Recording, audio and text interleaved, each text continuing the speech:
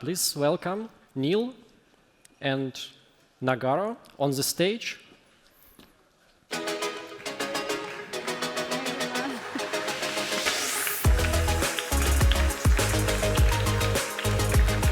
Neal represents company RICOH, yeah? Yep. And Deepa represents Nagarro, and together they built self-service portal for their customers because they knew that the customer value is the key piece of any customer journey. Thank you. Thank you. I'll just take that.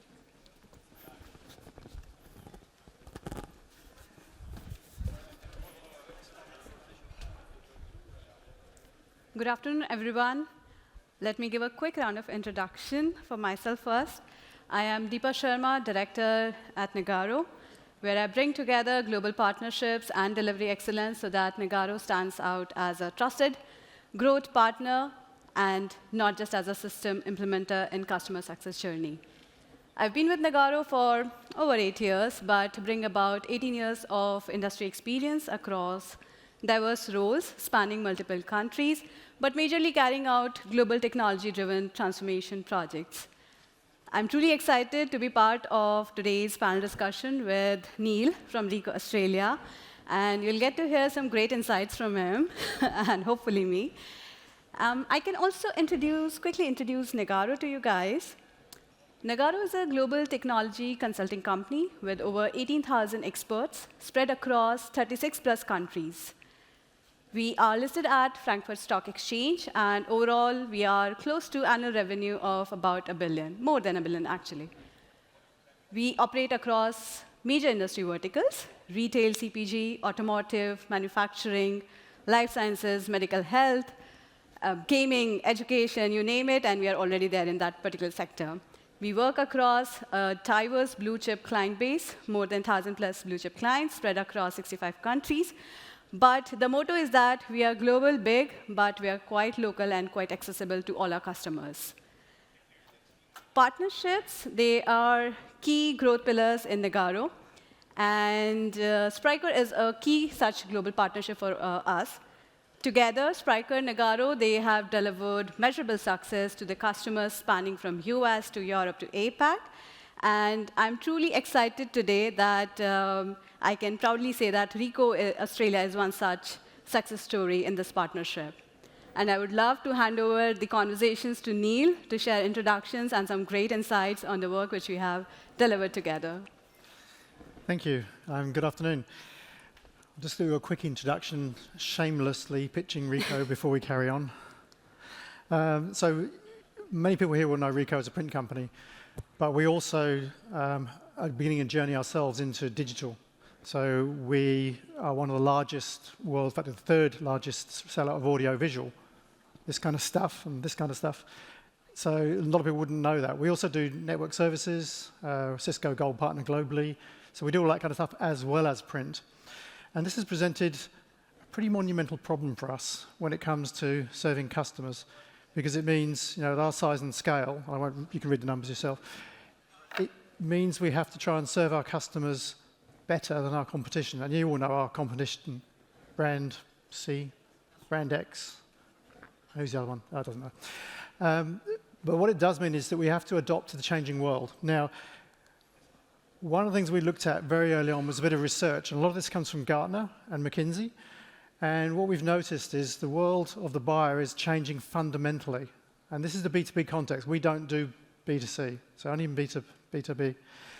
At the bottom of this chart, you can see it's been described earlier on by a couple of speakers around commodity. Many things in life are becoming commoditized. And it's true, if you want to buy paper clips, pens, pencils, iron ore, that's a commodity. But as you come up the stack more and more, you start to add value. When you get into the world of services, it's all value. It's about people. It's about what you know, what problems you can solve. The problem for us is, how do we take that into an e-commerce paradigm? At the bottom, it's quite easy, because you can have a catalog of things: printers, paper clips, pencils. As you come up through the stack where you're selling solutions, you actually need a combination of both. And what we did when we looked around the world, we found that nobody's doing this really well. So we looked across our industry, spectacular failures everywhere. So we decided to look at this from a different perspective. And the perspective we chose is to turn this upside down and start by being a digital commerce provider where we can do digital transactions with customers. So the e-commerce becomes secondary. What we're trying to do is sell a way or a vision for our customers to follow us, come to the website, and transact with us. So what we've done globally as an organization is to start looking at becoming a digital services first provider. And this is actually quite a big ask from a company that's traditionally boxes. So to do this, as I mentioned, we set about looking around for a provider, and we ended up with Spryker and a partner. Now, the partner's critical to this. As you've heard other speakers talk about, Spryker platform's extensible, it's composable, API first, which is fantastic. If you haven't got a good partner to build it for, you're in trouble. So we'll come on to that in a minute. One of the big things we did was look to give our customers a ubiquitous way of dealing with us, a platform experience, enabling self-service. And this is really important. So it's a self-service for things like, where are my invoices? Where are my tickets? Where's my toner order, for example, for a printer? Following these things in real time. Providing dashboards that show their performance. So instead of us having a salesperson going out and saying, here's what you're doing this month, let customers get that themselves. It does take a bit of a leap of faith, exposing all of your laundry to the customer. And the real big thing that we did was create a voice of the customer forum. So we actually created a baseline of a product, and we then invited 10 of our biggest customers to come in and tell us what they thought.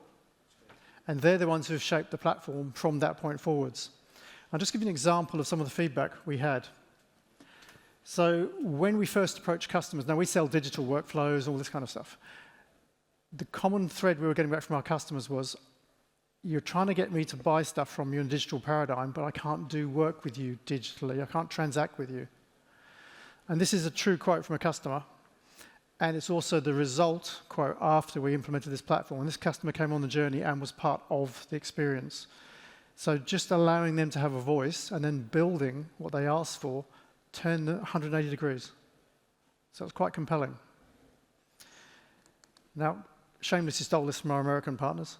But this shows you the kind of platform we're working to build. As I said, we're starting at the idea of a self-service platform, but we want to take every single item that Spryker does. So over the next 2 years, we're building from self-service portal right across e-commerce, right out to one-to-one marketing in a business context. So that's the aim of where we're going to get to. So here's an interesting number, 45. 45 days is how long it took from us, and I don't do RFPs, I think they're a waste of time, frankly. We engaged a number of vendors and said, here's a bunch of use cases, show us how you'll solve it. And that's how we chose both Spryker and Nagarro. So from that point in time to us going live was 45 days. Now, you've heard a few other speakers talk about data. It is absolutely critical that your data is in good order. We had already spent 2 years getting our data in good shape. So we have a single data connector into Spryker from all of our different platforms. And we've done that by creating a classic data lake. Saved us so much time, it's not funny. So if anyone wants to find out about that, just connect with me, I'll tell you how we did it. And the other thing we did was keep it really simple. So we didn't try to boil the ocean and create everything from day one. So no gold plating. The customers we invited on board initially, we told them the expectation was, you won't get everything on day one, help us build it. And that's exactly what they've done. So I'll give you a very quick flavor of a point in time of when it was being built. So obviously it doesn't have a giant mouse or a giant hand, but this just shows you the concept very quickly. A bunch of assets, customer can find out about it, we've hidden all the numbers, they can see, and this is the real time how quick it works, they can see all about their asset. In our world, this is what people want to see. They want to see meter readings, they want to see serial numbers, they want to see what's happening with the device, they want to be able to order service requests, consumables, even replace the asset, or ask for it to move from one place to another. This is a catalog we have today. This is very simple. We're allowing people to change machines, buy machines online. But again, the concept is we gave them the ability to use the data they wanted under the hood to allow them then to come and do the next step. So once they have the trust built, that the platform actually provides what we've said it will do, they'll then take the next step to buy things from us. So a shopping cart kind of is a shopping cart. You've seen this stuff before. It's pretty straightforward. But hopefully you got the idea. It's a really simple approach. Rather than it being complicated and trying to be all things to all people, it's really, really simple. And if this will come back to life for me. Oh, there we go. One of the other things we've done, and this is actually quite recent, again, customer request, is can you show us all the data about my account? Now, this could be things like their Microsoft licensing. It could be the volumes of their printers, the number of times our technicians have been on site. It can get very granular very quickly. And what we've done here, again, is just embedded inside the system all the data that we have about that customer. And we can expose it any way they want. And this is really the power of the platform. It allows us to do pretty much whatever our customers want us to do. Now, why would we as a business do this? There's a principle that we use called shift left. If we can move all our business processes to the far left and let the customer take care of it themselves, it saves us an absolute fortune and it lifts customer satisfaction. So customer centricity, everyone talks about it, but it's really about doing what you say you're going to do, delivering what you say you're going to deliver. And in this paradigm, it's about reducing cost to us as well. So it's increasing efficiency, reducing cost at the same time. And these are numbers from Gartner, so I didn't make these up. Far left, these are Australian dollars, I apologise. 0.515 cents for an interaction on a website. So Gartner tell us. And the things we can put on there, as you can see here, it can be a self-service portal, order consumables, they can access their account information, they can pay invoices, they can see all the service history, they can get leasing finance information. All of this can be done self-service. As you move across in a traditional world, when you start calling a call centre, $12.50 per transaction. We do over 36,000 calls a month in Australia. So if you look at the numbers, you can work out how much that's costing us. I'd rather pay 15 cents. And the customer gets the answer generally faster. Now, a word on this around AI, because I'm sure some of you are thinking, have you got any AI sprinkled in here? We're looking at it now, but we're looking at it again slightly differently. I don't want to give AI directly to the customer. And again, there's some research on this. Gartner says 70% of the population will very happily use a chatbot. However, 9% get the answer they want. So with those numbers, I'm not prepared to put this in front of a customer. So we're going to make the AI available for our agents initially, who will train the model, refine the model, and then put it in front of the customer. So it's got its place, it's very useful, but it's not a magic bullet. And as you come across, the most expensive person we have, which I think is probably relevant for this audience, is an account manager. So when you're in the B2B world, you have lots of salespeople who traditionally are going out talking to customers. This is based on a salesperson, again, Australian dollars, with a $1.5 million target. Each transaction is worth $200. That's what that salesperson's got to earn. So it's a very, very expensive way of selling things. And if we look at the lower end of what we sell, it could be $40. I don't want to pay a salesperson to take a phone call for $200. It's a waste of time. So again, shifting left, using a B2B platform, providing all your service at that level, and then working your way towards sales. So what's coming next? We have millions of data points, so telemetry, IoT, whatever name you want to call it. So we are looking at surfacing all of that data into the platform as well, and then starting doing analytics across that. So doing some machine learning and some AI across that, doing things like predictive maintenance, predictive cycles on selling. What should I be selling to this customer? What are other customers buying? Mashing all that up to give us some predictions. We've just launched this platform in New Zealand as well, and we're just going live in the Philippines, and by the end of our financial year, March, we will also be in Singapore. So we've done 4 countries in roughly a year. And where we're going next is full purchase catalogue, enhancing IT procurement, for example, one of our bigger wings, and making self-provisioning to the platform. So in the end of November, we'll be launching to 10,000 customers. So going live across the whole of Australia. New Zealand's about 6,000, they're live now, and then we'll go across the rest of Asia. And we intend to be in 11 countries within the year. So pretty fast moving. We do have some, not necessarily golden rules, but some of the things that we've adopted on the way through and lessons we've learned, because one of the big things is really about what did you do wrong, what did you do right? I think one of the things that we did early on, before we started this program badly, was we didn't listen to customers. We thought we knew what they wanted, and we were wrong. So listen to the customers is really, really important. Another big one is, I don't know if you, this makes me smile. Whenever I talk to people in our organization, they talk about the business, like some mystical beast that exists in their organization. IT is terrible. They'll say, the business said this. I always ask the question, who's the business? Who are you talking about? Because it's just us. The problem is that's snuck into marketing. Now marketing talks about the business, and then data talks about the business. Again, who is this business? You've got to remove all these silos. Now, you can't have this going on if you want to make progress quickly. And the other one is keep the stakeholder team really lean. You can have too many people in a room. So make sure that you're taking things seriously. So when you're running a project, it's not just another project. It's got to be part of your strategy. You need the key stakeholders in the room. And if your classic word, C-suite, I'm not on board with this, don't bother. It's going to go nowhere. And a really big one here is give your partner, so in this case Nagarro, the ability to challenge you. Because one of the things that we can all do as customers is get a little bit arrogant, again, that we know what we want to do. We get a bit headstrong and we don't listen to people who've done this before. So it's really healthy that they can challenge you. So Neal, we hear a lot about the importance of voice of customers in almost every transformation, but I believe that it's also equally important to have the right stakeholders in the room from day one, and it could be a game changer. What do you think? What are your thoughts about it? Yeah, as I mentioned before, the idea of the stakeholders in the room, and this is where it depends on your organization. My philosophy is empower your team.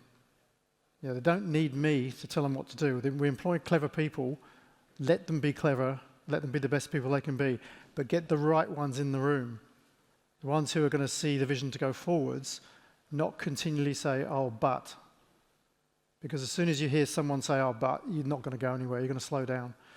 And it can be quite difficult to make rapid decisions. People are afraid of failure. It's actually okay.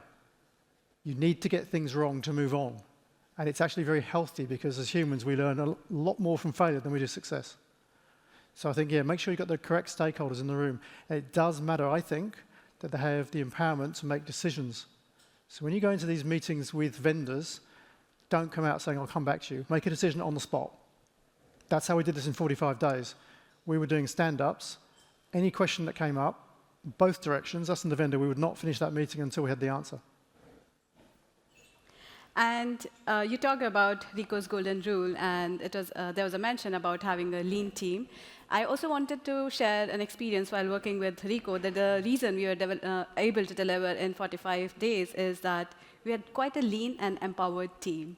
If you have too many decision makers in the room, you end up having endless debates, slow progress, or no progress.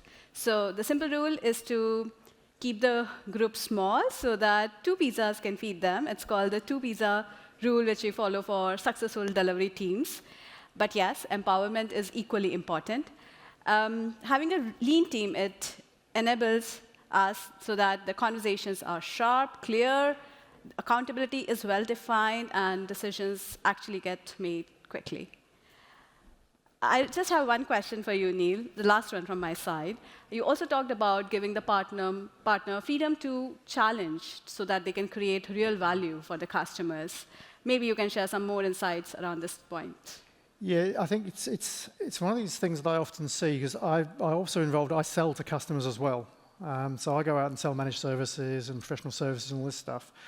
And one of the things you tend to find, you start sparring as a vendor with a customer, this thing that goes on for a period of time, and whether it's because they're getting to know your business or you don't necessarily trust them. But if you're nice to your vendor, it's amazing what can happen. And I think one of the things we do need to do is make sure that you have a healthy relationship where you can challenge each other, because at times we'll be wrong, at times they'll be wrong or going down the wrong path or whatever it is. But you have to be having a relationship, I believe, with a vendor where you can be open and honest and no one gets offended. And it's also not a case of, we want to do this. Oh, well, let's just run up the charge bill. It's going to go bigger and bigger. It needs to be a win-win for both organisations with clear, honest communication. And I think it takes a little bit of bravery, especially from senior managers, to listen to a vendor and be told you're wrong. And it's actually fine, because it should happen, and it does happen. But it's a two-way street, because the vendor can equally be taking you down the wrong path that you don't want to go. And for us, the customers told us which path they want to go down. And we were very lucky with Nagarro that we had quite a few robust conversations as we began to get the relationship together, where our customers were telling us one thing, and we were trying to translate that into a world which is quite different. So I think, yeah, having that relationship is really important. Thank you, Neal. And you have already summarized your golden rules for successful delivery. So I would like to call upon stage Narjesh Pal, Enterprise Architect, Associate Director, Nagarro, on the stage as well to open up for Q&A for the session.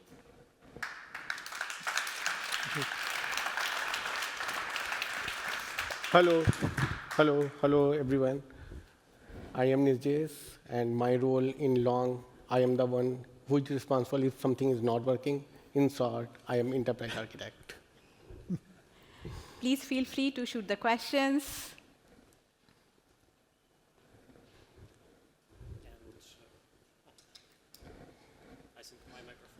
Yeah, it's not working. Number 2. Oh, Yeah, thank you. no.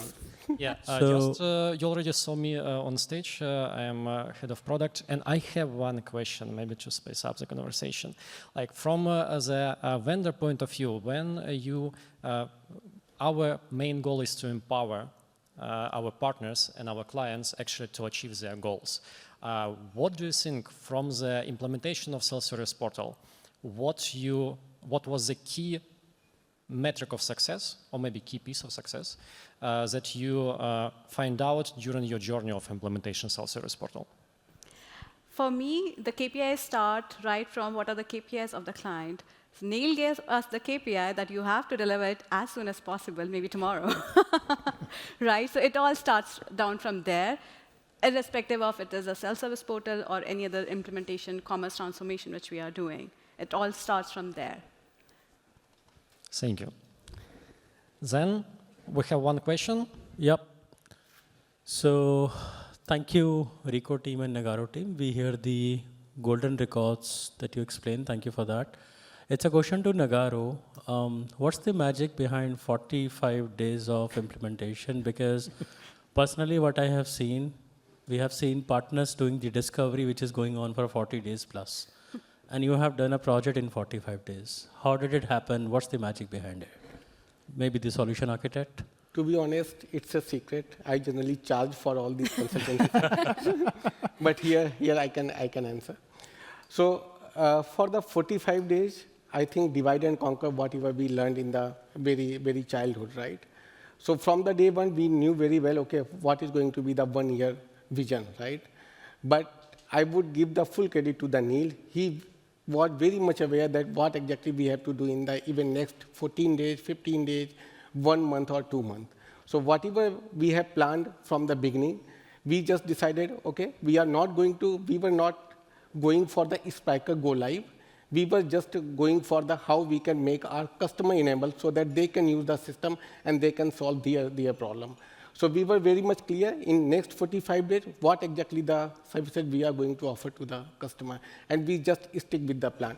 As already Neal mentioned, in every sprint we were just making sure that whatever we are just planning, if there is any kind of the dependency blocker, make sure that is going to be solved within the sprint meeting as well. So one thumb rule, which I can say, the 45 days, we did not do anything extra. We were just more disciplined. That's it. And I would just like to add one thing. As Narjesh mentioned, having a common goal with customer, I think that helps. You sit down together, nail down the problem together, and agree on certain things. That is the super most important thing. Yeah, I'll maybe just add to that as well, because one of the things that's, we didn't just wave a wand and start. We'd been thinking about this for about 2 years. And during that 2 years, we got our data right. We were talking to customers. When we approached Nagarro and Spryker, we had a set of use cases. So instead of doing a lengthy RFP where you get into this I hate this stuff, ridiculous workshops about what you want to do and navel gazing. We actually went to them with a set of use cases and said, we want this. Yeah. That was the baseline for the customers. I think that made a huge difference because we hit the ground running. So we literally said, just go and build that. And then user group, user group, user group. Any more questions? I have one. Please go ahead. But only for then on that side, Neal, because I'm really glad when our customers advocating for product roadmap. Working with product, we also released self-service portal, and Neal, RICOH, and Nagarro were our inspirational partners in this journey as well, when we were trying to identify what would be our next step. So Neal, you already said that you came actually to with use cases, and main issue in the leadership side was to keep your executive leadership lean and move product fast. So in this direction, can you give us advice, besides that you already mentioned, how you actually managing internal stakeholders to not be involved in such an important product that you are releasing in your company? Yeah, sure. So very briefly, one of the key things for us is we have an imperative. We're in a market that's declining. Print's going to decline over the next probably 20, 30 years. It'll be here for a long time. But it means our revenues are going down. So we need to move into digital. You can't move into digital if you're not digital. So we had a bad portal. It was one line. You put your postcode in here, put your machine serial number in here, you can order some toner. It was terrible. So we had an imperative to change. And really talking to our CEO and our head of sales and marketing and getting them to understand how bad we are from a customer's perspective was the key to this. Because as soon as they got feedback about just how bad that was, they were on board. So, keeping that executive team on board is key. As I mentioned before, if they're not in this as part of the strategy, don't even start. You're absolutely wasting your time because you'll tread water, you'll get caught in silos, and you'll never make the thing work. Get them on board, make it part of your strategy. Thank you, Neal. We have one more question.